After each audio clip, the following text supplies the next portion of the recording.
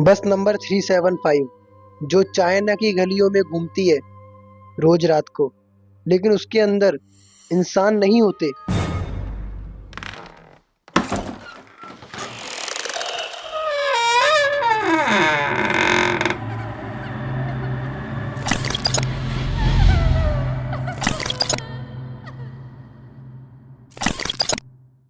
तो नमस्कार दोस्तों, आज मैं आपका फिर से स्वागत करता हूँ एक खतरनाक सी खौफनाक वीडियो में।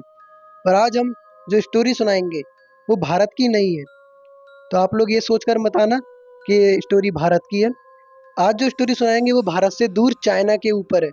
और ये जो स्टोरी है वो सच्ची है। और ये स्टोरी आज की ही नहीं है, आज से 27-28 साल पुरानी है। लेकिन आज भी ये जो स्टोरी है इसके बारे में वहाँ की पुलिस, वहाँ की ऑथोराइज पता नहीं लगा पाई कि वो बस कहाँ गई। ये जो स्टोरी है वो बस के ऊपर है। और वो बस की जो भी मतलब बात थी, स्टोरी थी, कहानी थी, घटना थी, उस बारे में आज भी वहाँ की सरकार, पुलिस पता लगा रही है, लेकिन उनको कुछ भी क्लू नहीं मिला है आज तक। तो कौन सी बस और क्या हुआ तब 28 साल पहले, हम आपको आज की वीडियो में बताएंगे।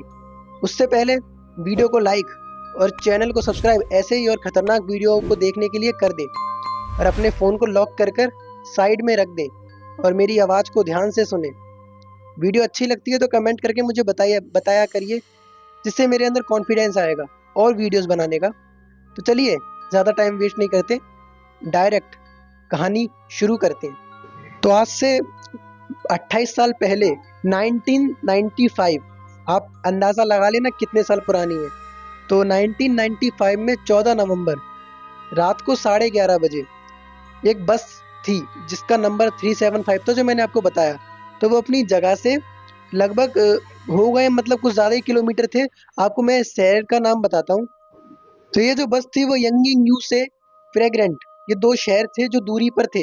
इन दो शहर का नाम आप याद रखना, अगर आपको याद ना हो तो आप वाई और एफ से याद रखना, ठीक है। तो ये जो बस थी वो वाई सिटी से होते हुए एफ सिटी पे जाने वाली थी। कुछ पैसेंजर आके बैठते हैं इसमें और ये बस चलना शुरू होती है। तो जैसे जैसे स्टेशन आते जा रहे थे, लोग उतरते जा रहे थे। और इस बस का टाइम था 11:30 बजे निकलना, और लगभग लगभग 1:30 से 2:30 बजे तक या 2 ढाई बजे तक अपनी डेस्टिनेशन पे पहुंचकर अपनी जो सफ़र था उसको एंड कर देना। तो धीरे धीरे निकलती है ये बस, और जिनका भी मतलब आता जाता है स्टेशन, वो लोग अपना उतरते जाते हैं। नवंबर का महीना था, आप लोग अंदाज़ा लगा सकते हो कैसा माहौल होगा रात का। कोहरा छा रहा है, सन्नाटा बिल्कुल, और हल्का हल्का विज़न, ज़्यादा विज़न नहीं है, हल्का हल्का विज़न है। आप लोग अगर रात में निकले हो ठंड के माहौल में तो आपको पता होगा कि कैसा विज़न होता है। अगर किसी हाईवे पे चले जाएं तो दूर का कुछ भी नहीं दिखता है, सिर्फ लाइट की रोशनी से हल्की हल्की धुंध दिखती है। तो वैसा ही कुछ हो रहा था। तो मैंने जैसा आपको बताया, धीरे धीरे लोग उतरते जा रहे थे। तो अब गाइज मतलब जहाँ पर सारे लोग उतर चुके थे और कुछ लोग बचे थे वहाँ से, जो कि एफ सिटी थी, जो कि फ्रेगनेंट थी। वो सिटी की फ्रेग्रेंट हिल हिल था पूरा नाम। तो वहाँ पर जाने के लिए 17 किलोमीटर की जर्नी बची हुई थी। अब इस बस के अंदर कुछ लोग बचे थे, 4 से 5। अब आपको बताता हूँ कौन कौन। एक कपल था, ठीक है। एक 19 साल का लड़का था, 18-19 साल का। और एक बूढ़ी औरत थी। और कंडक्टर था, कंडक्टर थी मतलब जो फीमेल कंडक्टर थी। और एक ड्राइवर था। अब आप लोग गिन लो कितने लोग हो गए, ठीक है। उसके बाद एक स्टेशन आता है, तो जो वो कपल थे वो उतर जाते हैं। अब कौन कौन बचा? बुढ़िया, अपना एक 19 साल का लड़का, और कंडक्टर और ड्राइवर, ये 4 लोग बचते हैं। उसके बाद ये अपनी डेस्टिनेशन के लिए चलना शुरू करते हैं। गाइस, आप लोगों से एक चीज़ के लिए माफ़ी चाहूँगा, अगर बीच बीच में मैं अटक जाता हूँ या आप लोगों को अच्छे से प्रोनाउंस नहीं कर पाता हूँ सिटी का नाम या कुछ, तो माफ़ कर देना, क्योंकि मेरी शुरुआत है अभी। तो धीरे धीरे आदत लग रही है, लेकिन कोशिश करता हूँ आप लोगों को अच्छे से अच्छी वीडियो दे पाऊँ। अब देख सकते हो बैकग्राउंड में नॉइज़ आ गई एकदम से, ऐसा ही हो जाता है, तो सॉरी। चलो कहानी में आगे बढ़ते हैं, कहानी बहुत अच्छी है, आपको मज़ा आएगा। तो उसके बाद ये जो लोग होते हैं अपनी बस सिटी वाले एरिया से ख़त्म कर देते हैं और इनका जंगल वाला एरिया लग जाता है। और ये जो जंगल वाला एरिया था वो बहुत ज़्यादा सुनसान था, वहाँ पर बस रुकती भी नहीं थी। तो वहाँ पर ये जो बस ड्राइवर था, उसकी नज़र पड़ती है एक पेड़ के नीचे 2 लोगों पे, और वो लोग इनकी बस को रोक रहे थे। अब कंडक्टर कहता है, मतलब कंडक्टर कहती है कि सर, मतलब ड्राइवर से कहती है कि देखो वो लोग इंतज़ार कर रहे हैं। तो बस ड्राइवर कहता है कि हमें रोकना चाहिए या नहीं? तो वो कहती है कि ऐसा करते हैं, रोक देते हैं, क्योंकि हमारे बाद अब कोई और बस है भी नहीं।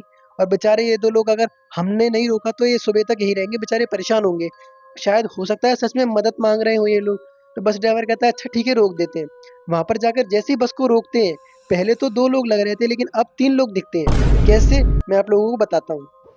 तो 3 लोग कैसे थे?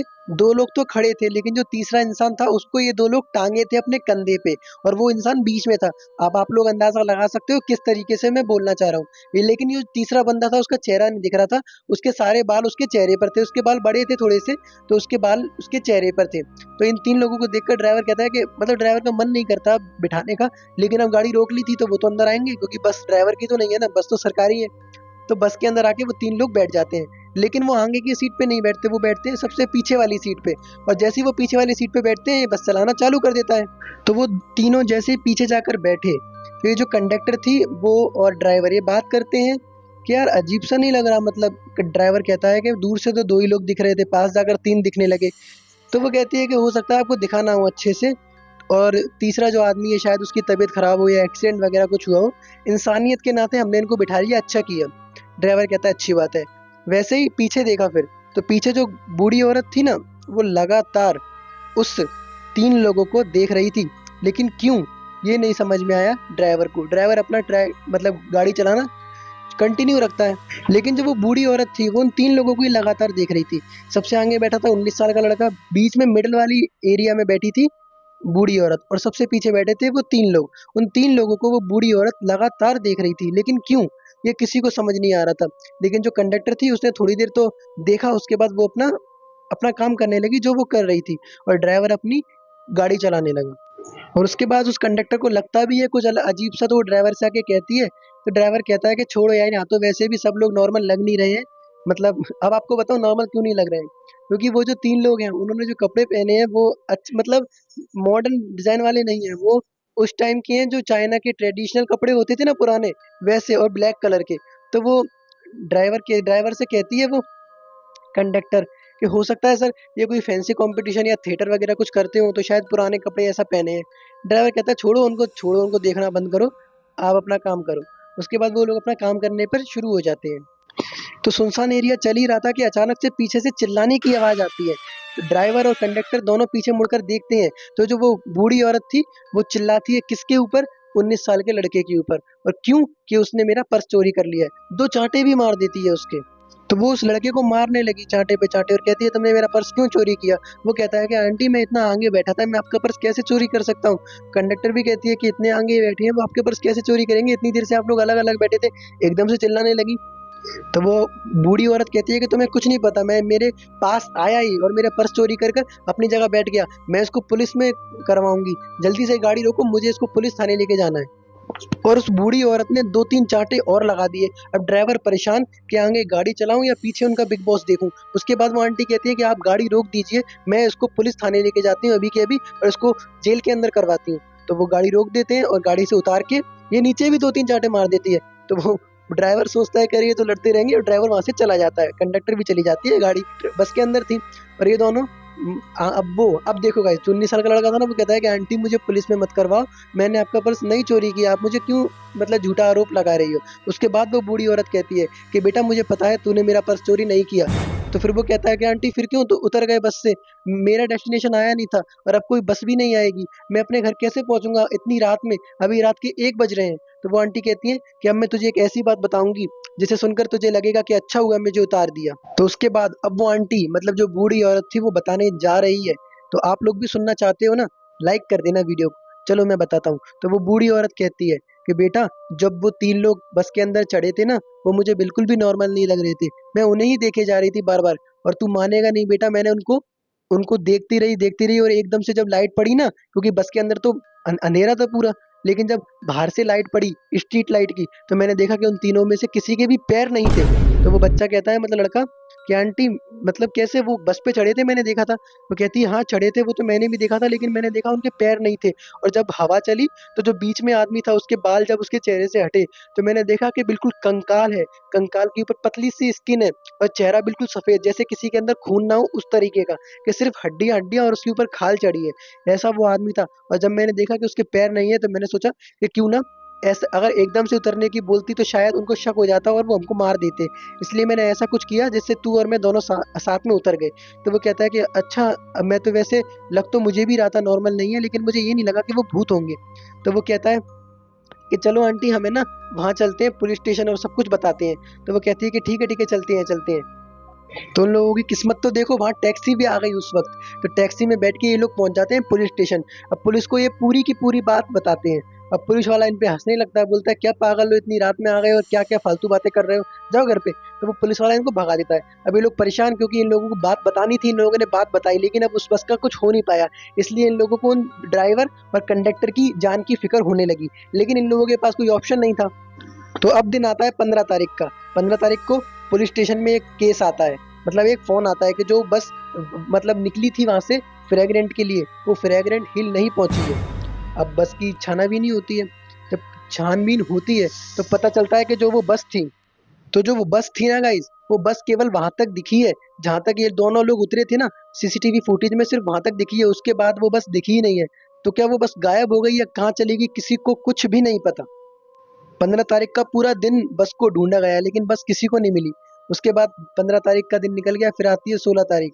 तो कहीं से खबर मिलती है कि जहाँ वो लोग उतरे थे ना, मतलब बूढ़ी औरत और वो बच्चा, वहां से 100 मील की दूरी पर एक नदी है, वहां पर वो बस है। मतलब बस है या नहीं, मतलब ऐसा लग रहा है जैसे बस कोई तैर रही है। बुलाया गया क्रेन वगैरह को, बस को निकाला गया, तो वही बस थी ये जो कि जिसमें ये बूढ़ी औरत और वो 19 साल का लड़का बैठा था, ये वही बस थी। और बस के अंदर से जब देखा गया तो 2 बॉडी तो उनकी थी, ड्राइवर और कंडक्टर, और 3 बॉडी पीछे की सीट पर भी मिली। लेकिन जो आगे की 2 बॉडी थी वो फ्रेश लग रही थी, क्योंकि 1 दिन ही हुआ था। लेकिन जो पीछे की बॉडी थी वो फ्रेश नहीं लग रही थी, वो ऐसी सड़ी हुई गली हुई लग रही थी, जैसे कि मतलब बहुत सालों से मरी हुई है। उसके बाद जांच हुई तो पता चला कि जो पीछे की 3 बॉडी थी उनमें तो खून ही नहीं था, और वो तो जाने कब की मर चुकी हैं। उसके बाद फिर से पता नहीं किस तरीके से, लेकिन ये बॉडी अभी की नहीं है। और उसके बाद ये पता लगाया गया कि जो वो उसमें गाइस क्या था, जो सरकारी बस होती हैं, जो भी बस होती है, उनमें उतना ही फ्यूल डाला जाता है जितना डेस्टिनेशन तक पहुंचा जा सके। डेस्टिनेशन केवल 17 किलोमीटर तक बचा हुआ था, तो ये बस 100 मील तक पहुंची कैसे। तो उसके लिए फिर जांच की गई, फ्यूल टैंक चेक किया गया, और फ्यूल टैंक के अंदर केवल और केवल खून से भरी थी, और कुछ भी नहीं था उस फ्यूल टैंक के अंदर, केवल और केवल खून भरा था। ये देखते ही वहाँ के पुलिस ऑफिसर तो जितने भी इंक्वायरी करने वाले लोग थे, सबके होश उड़ गए। उसके बाद उस पुलिस वाले को ख्याल आया कि रात में जो वो 2 लोग आए थे ना, उन्हीं का था, मतलब उनने सच बोला था शायद, अगर उस टाइम पुलिस वाले कुछ करते। लेकिन वैसे तो कुछ नहीं कर सकते थे, क्योंकि जो पैरानॉर्मल एक्सपर्ट वगैरह थे उन सब ने रिसर्च की, लेकिन कुछ भी हाथ नहीं लगा उन लोगों के। कुछ भी नहीं समझ पाए वो कि ये क्या था, क्यों था। तो आज इस घटना को 28 या 29 साल या 27-28 साल, कितने साल हो चुके हैं आप लोग देख के बताना कैलकुलेट करके। तो इतने साल हो चुके हैं, लेकिन आज तक इसके बारे में कुछ भी मिस्टीरियस ही है, क्योंकि पता तो चल नहीं पाया ना कि क्यों कैसे क्या हुआ था। तो ये कहानी आपको कैसी लगी ज़रूर बताना कमेंट करके। वीडियो को लाइक, चैनल को सब्सक्राइब ज़रूर कर देना। और अपनी कोई वीडियो के बारे में टॉपिक बताना चाहो तो कमेंट कर सकते हो, वरना कोई स्टोरी बताना चाहो तो डिस्क्रिप्शन में ईमेल आईडी उस पर भेज सकते हो। और हाँ, वीडियो को लाइक, चैनल को सब्सक्राइब करने की मैं इसलिए बोलता हूँ, जिससे हमारी नेक्स्ट जो वीडियो आए वो आपको मिल जाए। 500 सब्सक्राइबर पे इंस्टाग्राम अकाउंट भी हम बना लेंगे, तो टेंशन न लेना। तो हम करते हैं एंड इस वीडियो को। आपको अच्छी लगी होगी ये आशा करता हूँ। अगली किसी खतरनाक खौफनाक सी वीडियो में मिलता हूँ, तब तक के लिए बाय।